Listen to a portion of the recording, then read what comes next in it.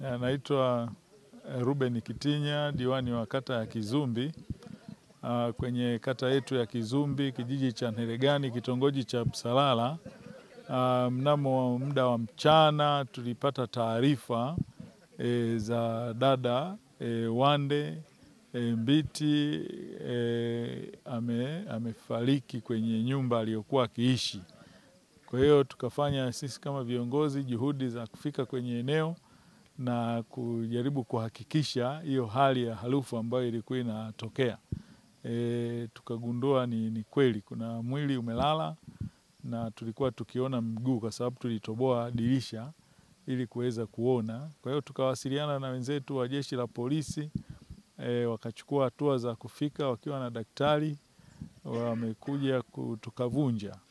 Utata unakuja kwa sababu mtu amefariki ndani na mlango wake umefungwa na kufuli kwa nje. Sasa kama alifariki kwa kuzidiwa kwa kuugua ghafla, nani amefunga nje?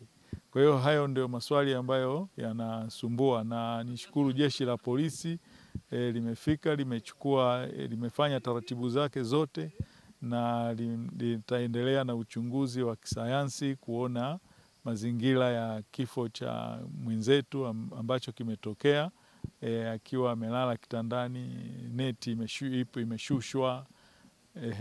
Hayo ndio mazingira ambayo yanatia mashaka. Kwa hiyo kuna mashaka ambayo jeshi la polisi linaendelea kuyafanyia kazi. Kwa hiyo niombe mimi wananchi tuachie jeshi la polisi lifanyie kazi jambo hili, na tutapata majibu baada ya uchunguzi kuwa umekamilika. Kwa majina naitwa Eunice Zablon Manumbu, ni mwenyekiti wa chama cha watu wenye ualbino mkoa wa Shinyanga.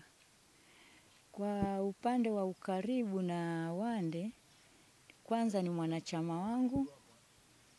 Kwa kweli tukio hili nimelipokea nikiwa nje ya manispaa, nilikuwa Shinyanga vijijini.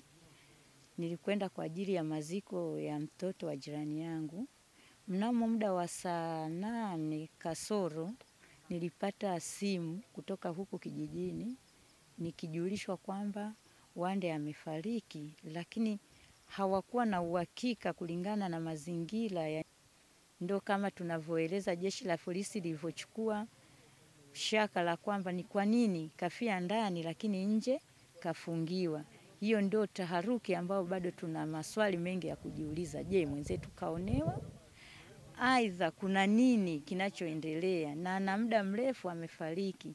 Yani inaleta kuonyesha ni jinsi gani familia inavyotendea vitendo vya unyanyasaji, ya kwamba huyu mtu alikuwa anaishi na mama yake, alikuwa na wazazi wake, leo familia imemtenga na kuishi peke yake.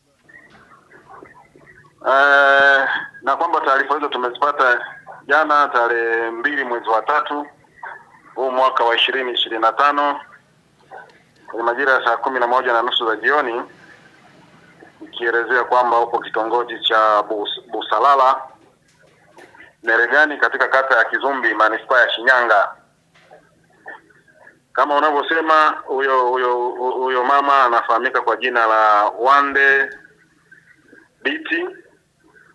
Binti. Umri wake ni miaka 38, ni Msukuma, mkulima, mkazi wa hapo Kizumbi. Marehemu alikuwa na ulemavu wa ngozi kama ulivyosema albino.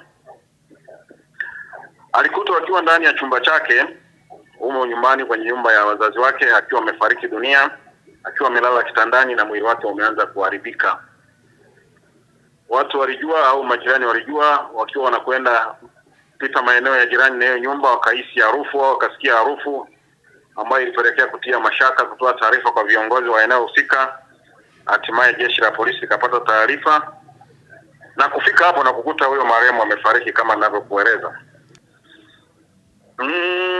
Uchunguzi sababu na daktari alikuwepo hapo kwenye kufuatia hiyo jambo.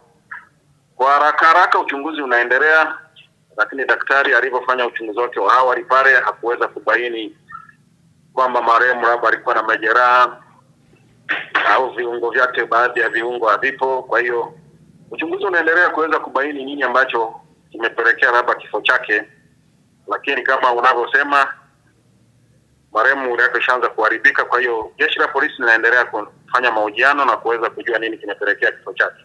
Ni sahihi. Baada ya daktari kufanya uchunguzi wa kitabibu pale kuweza kujua ni mambo gani yeye aweze kuyatolea recommendation yake kuhusiana na kifo cha marehemu, aliruhusu ule mwili uweze kuzikwa na jeshi la polisi liwakabidhi ndugu, na ndio kama wanavyosema maziko yakafanyika. Ili kuwa mwanafamilia bora wa Global TV, usisahau kusubscribe, like, kushare na kucomment. Baada ya kusubscribe, bonyeza alama ya kengele ili kupata taarifa kwa kila video inayopanda Global TV Online.